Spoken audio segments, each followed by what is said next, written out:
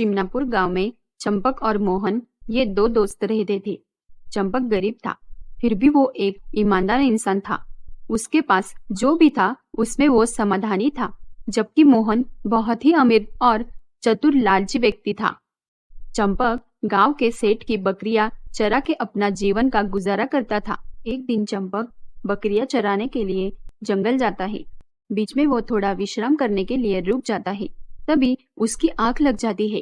कुछ देर बाद वो उठकर देखता है तो उसकी बकरियों में से 2 बकरियां कम थी।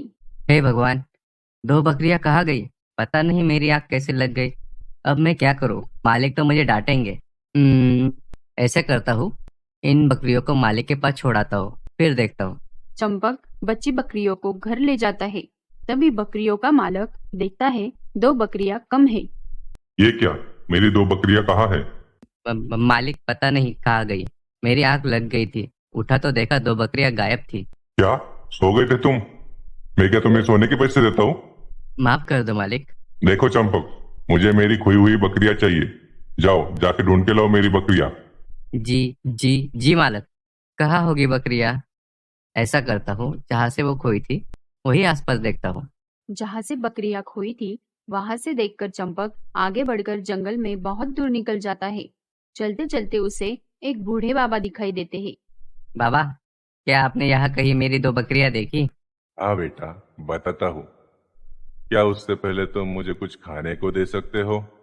बहुत दिन हो गए, कुछ खाया नहीं है। चंपक सोचता है, मुझे भी भूख लगी है, पर बाबा भूखे होंगे, उनको दे देता हूँ। बाबा, ये मेरे पास थोड़ा ही खाना है, शायद इससे आपका पेट भर जाए। शुक्रिया बेटा, भला हो तुम्हारा। और तुम्हारी बकरियों को मैंने पहाड़ के नीचे जाते हुए देखा, वो वही मिलेगी तुम्हें। ठीक है बाबा, आपका बहुत बहुत धन्यवाद। ये कहकर वो पहाड़ की ओर निकल पड़ता है। शाम हो जाती है। कुछ दूर चलने के बाद उसे एक गुफा दिखाई देती है। अरे, ये तो एक गुफा लगती है और शाम भी हो गई है। आज रात में यही विश्राम कर लेता हूँ। फिर वो गुफा के अंदर जाता है। उसे थकावट महसूस हो रही थी तो वो वहीं लेट जाता है। थोड़ी देर बाद उसे भूख लग जाती है। तभी वो सोचता है, बहुत भूख लग रही है, काश कुछ खाने के लिए मिल जाता। उसके ऐसा कहते ही सामने ढेर सारा खाना आ जाता है। ये देखकर चंपक बहुत खुश हो जाता है और खाना खाकर लेट जाता है। कुछ समय बाद उसे ठंड लगने लगती है तो फिर से वो कहता है, काश यहाँ एक चादर होती तो मैं उसे ओढ़ लेता, तो मुझे ठंड नहीं लगती। ये कहते ही वहाँ चादर आ जाती है। लगता है एक जादुई गुफा है, इसलिए मैं जो भी बोल रहा हूँ वो सामने आ जा रहा है। ये बोल के चंपक बेफिक्रा होके सो जाता है। फिर अगली सुबह, कल रात जो हुआ वो सपना था क्या? अरे नहीं, ये चादर तो यही दिख रही है। सच में ये तो जादुई गुफा लग रही है। अगर मैंने इस गुफा से मेरी बकरियां मांगी तो क्या वो मुझे मिलेगी? एक बार फिर से कुछ मांग कर देखता हूँ। वो गुफा से कहता है, हे जादुई गुफा, मेरी खोई हुई बकरियां मुझे वापस दिला दो, तुम्हारा बहुत बहुत उपकार होगा। तभी वो देखता है गुफा के बाहर बकरियां आती है। चंपक खुश होकर बकरियां लेकर मालिक को दे आता है। अगली सुबह चंपक अपने मित्र मोहन को सब गुफा के बारे में बताता है। ये सुनकर मोहन के मन में लालच आ जाता है। अरे ये चंपक तो बड़ा ही मूर्ख निकला।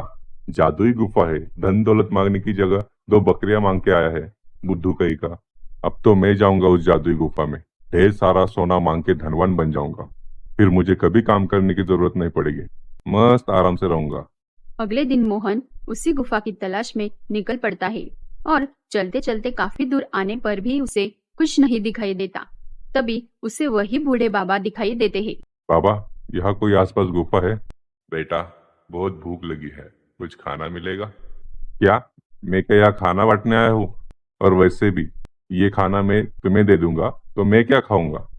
तुम्हारी भूख मिटाकर क्या मैं खुद भूखा रह जाऊं? ठीक है बेटा, कोई बात नहीं। तुम्हें जिस चीज की तलाश है वो आगे पहाड़ी के उस पार है।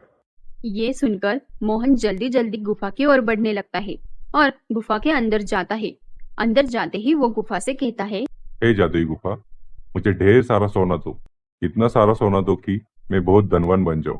मोहन के इतना कहते ही वहाँ सोने के सिक्के बरसने लगते हैं। वो इतने बरसते हैं कि सिक्कों के ढेर के नीचे मोहन का और उसके लालच का अंत हो जाता है। तो दोस्तों, आपने इससे क्या सीखा? लालच बुरी बला है। लालची इंसान कभी खुश नहीं रहता। वो कितना भी परिश्रम कर ले, हमेशा उसमें असफल ही होता है।